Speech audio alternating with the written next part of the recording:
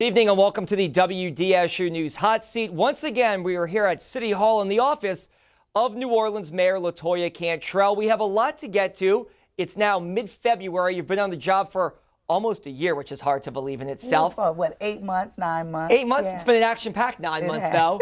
So let's talk about this. Fair share is a big topic. For people who are watching this for the first time, who've only gleaned bits and pieces of information about fair share, if you could sum up what you think fair share is for the city of New Orleans. Fair share for the city of New Orleans is looking at every angle, every option on the table to where New Orleans gets more revenue based on what's generated right here in the city. So it's not just looking at tourism. It's looking at other areas as well, like our property that has been transformed into Champion Square is an example. However, the city hasn't gotten $1 from that redevelopment. And we own the property. $3.6 million is what you're asking the LSED, the state entity that controls Champion Square, for. Am I correct? Well, that's correct, but it's based on appraisals that were conducted in 2010 and 2015. We do have a meeting coming forth in the next week or so where we will begin to negotiate the property that the city owns, and so that we get our fair share. Why? I know you don't want to get into what past mayors have done when these agreements were negotiated, but why has the city not collected, in your opinion? In your 9 months on the job, I'm sure you've taken a deep dive into this. Why has the city not been collecting on something like Champion Square, where the city is owed $3.6 million? Sure. You know, Travers, I really have no idea, but I'm finding it in many different areas. Another is parking fees or tickets that are generated by like FedEx delivery companies where they haven't paid the city. But residents, right, they're paid, they're booted, their cars are what do you call, towed. But this isn't happening to companies that are doing business in the city of New Orleans and have parking tickets as well. So we're seeing it in many different areas. We're seeing it as it relates to insurance companies not paying the city through EMS in terms of people that we service and provide services to, but that insurer submitting revenue back to the city, we're not getting it. And that's an upward of over 20 million. So literally, we're looking in every way internally at where we are not collecting our fair share, where money is on the table. And then we're also looking externally to where what's generated in the city and what does the city get from that, you know, from the revenue that it generates. Paid police details is another one as well that we've touched on too. Tens of thousands of dollars owed there for cops who did work that people just aren't paying on. That's exactly right. So again, this is not attacking one industry or one area. We're looking holistically, getting revenue that this city desperately needs, and we have work to do. The New Orleans Tourism Marketing Corporation, basically the tourism entity for the city, that's a big one. They bring in hundreds of millions of dollars every year.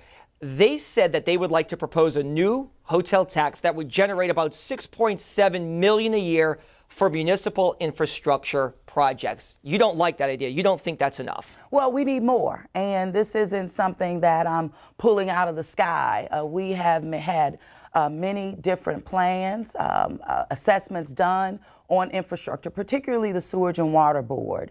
We need an upward of $100 million a year. This is significant.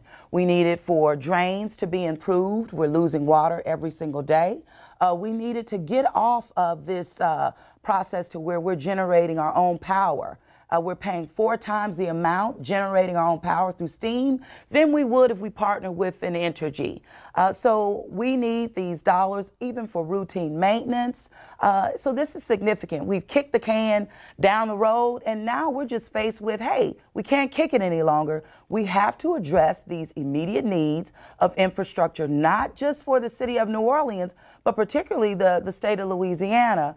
We are the driving force. We know that. But this is a win-win-win across the board. So it's not just looking at common sense that we have to fix this, but it makes good business sense as well. The city of New Orleans, we need our fair share so that we can reinvest in crumbling infrastructure. It's a fact. Your predecessor, Mitch Landrieu, asked tourism leaders to give him $40 million for a crime plan. He did it in his second term, kind of as he was on the way out the door, and he had to push for it, and they gave him the $40 million. Why do you think there's so much pushback when you're asking for infrastructure needs? He asked for crime needs, and it obviously came after a spike of crimes that happened on Bourbon Street in high-profile areas. Why do you think there's pushback when you're asking? Well, you know what? It's a different day, and I'm asking for more than just a drop in the bucket. I'm not asking just for a one-time payment. I'm asking for reoccurring revenue that we need to not only fix infrastructure, but to also maintain it. So this is a structural change across the board that I'm asking for. Absolutely needing an immediate infusion of an upward of $75 million.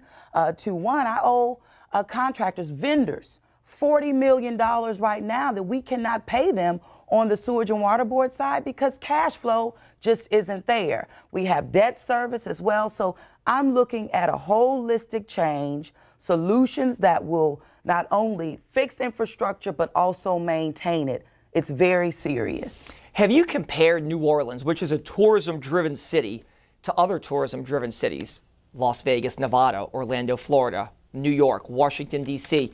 How do we compare to them when it comes to getting money for the city from tourism dollars? Sure, we have done that. Even our partners as it relates to BGR has done that.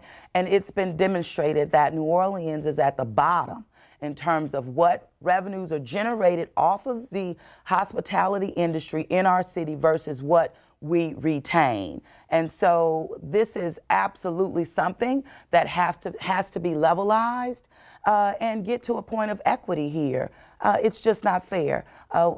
We generate over $200 million alone, and we retain about $15 million of that. So this city has seen an upward of 18 million visitors over the past year. Our population is 400,000 people. We cannot sustain 18 million people. So again, win-win-win, infrastructure investment that's needed, as well as money that will maintain the work that we do. A lot of people have framed this as Mayor LaToya Cantrell is taking on some of the biggest power players in the city. Ron Foreman at Audubon Institute, Stephen Perry with New Orleans CVB, Melvin Rodrigue, who is the chairman of the board for the Convention Center, the LSED, which we just mentioned, which is a who's who of power brokers across the city. Is that reality, or is that just perception right now that you're going toe-to-toe with a lot of these heavyweights in the city of New Orleans? Well, first of all, I mean, you can name them whoever they are, but the focus has to be on the people, the citizens of the city of New Orleans. So regardless of who you are and the positions that you're in, we all have a responsibility. I'm just focusing on doing my job as mayor, generating revenue in this city that we know we need so that we can improve the physical infrastructure of our city, as well as deal with really the human infrastructure as well. Public safety is an issue, but here we're talking about money that's generated in this city that we only want to reinvest in our city. It's much like asset recycling going on. We cannot continue to rely on just the backs of our citizens paying for this. We have to make sure that everyone is putting some skin in the game here. And it just so happens, yes, we're looking at hospitality, we're looking at Audubon, in which I'm so happy about, as it relates to this renewal. This is an example of how we can share. Everyone can win, but with the same revenue that's being generated. And if you could touch more on that really quickly, too, because it is a ballot initiative this coming May. Will your office, will this administration launch a campaign trying to get people to vote yes for that because you feel it is so important? Sure. Well, we started our community meetings last week. There are a couple this week on into next week. I plan to be present and speaking directly with the residents about how this is not a new tax, but what's new about it is that it's shared across the board where our people's daily quality of life will be impacted. Audubon will not only be the sole winner here. You'll have Park and Parkways will win. The Nord Commission will win. City Park. And also Audubon. So it's, again, sharing the wealth, sharing the revenue so that, one, it's not a zero-sum game, and it's not asking the people of this city to put up more. It's just doing more with what they already provide. Really quickly, because we are running out of time here, tourism leaders have said 6.7 million, you want 100 million. Is there a number you have in mind that you guys could compromise on? Well, we're working towards that right now, I have to say. All options are on the table, working very effectively with our governor. I have written a letter and asked him to put together a small task force so that we collectively can come up and know and build some consensus around that dollar amount. I know that I need 80 to 100 million a year for infrastructure in this city. Figuring out how we get there, this working group will be convened, and I've asked that we come up with our recommendation in 30 days. This is not some long, drawn-out strategy. We do not have time to waste. And the reality is we don't even have reserve. Those reserves were spent within the previous administration, so the time is very critical. And so I'm very happy about the collaboration that I'm now seeing take place. Really quickly, before we wrap up, can I get you on a topic that's close to your heart? Who Dat and the Boycott Bowl was a huge success really quickly. How great was it to see that and where that money went? Oh no, it was fabulous to see, and also it was grassroots driven, and the momentum was high, and government got out of the way and gave the support that we needed to give. The revenue absolutely benefiting NORD, our recreation department, and working in collaboration with the foundation. So this is where we need to put the resources, and we'll get the best bang for our buck when we're investing in our people. And then really quickly here, your police chief, Sean Ferguson, new on the job. Yes. All things full steam ahead with him as far as you're concerned? Oh, yes. I'm very excited about our superintendent of police, Sean Ferguson. It seems that the ranking officers absolutely are as well. But more importantly, we are truly on a great path in the city of New Orleans by protecting and serving our residents as well as our visitors.